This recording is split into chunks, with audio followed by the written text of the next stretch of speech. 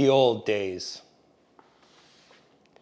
In the old days, it stayed light until midnight, and rain and snow came up from the ground rather than down from the sky. Women were easy.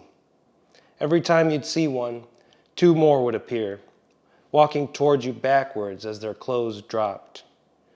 Money didn't grow in the leaves of trees, but around the trunks, in calf's leather money belts, though you could only take $20 a day. Certain men flew as well as crows, while others ran up trees like chipmunks. 7 Nebraska women were clocked swimming upstream in the Missouri, faster than the local spotted dolphins. Basenjis could talk Spanish, but they all chose not to. A few political leaders were executed for betraying the public trust, and poets were rationed a gallon of Burgundy a day.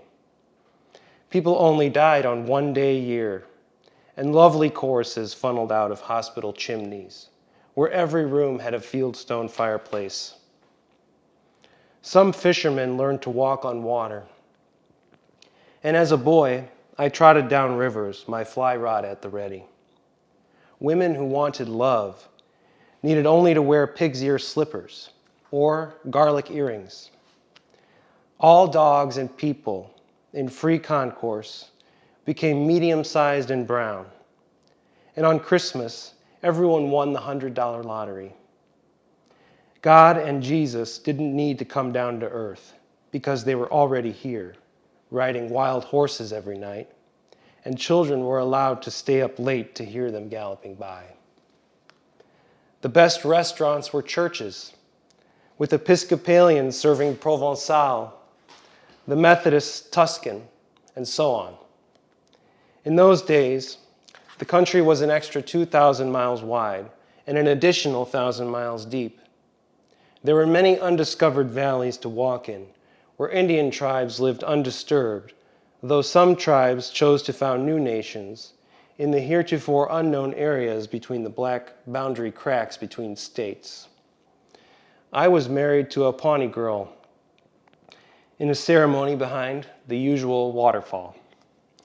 Courts were manned by sleeping bears, and birds sang lucid tales of ancient bird ancestors who now fly in other worlds. Certain rivers ran too fast to be usable, but were allowed to do so when they consented not to flood at the Des Moines Conference. Airliners were similar to airborne ships, with multiple fluttering wings that played a kind of chamber music in the sky. Pistol barrels grew delphiniums, and everyone was able to select 7 days a year they were free to repeat, but this wasn't a popular program. In those days, the void whirled with flowers, and unknown wild animals attended country funerals. All the rooftops in cities were flower and vegetable gardens. The Hudson River was drinkable, and a humpback whale was seen near the 42nd Street Pier, its head full of the blue blood of the sea, its voice lifting the steps of people in their traditional anti-march, their harmless disarray. I could go on, but won't. All my evidence was lost in a fire, but not before it was chewed on by all the dogs who inhabit memory.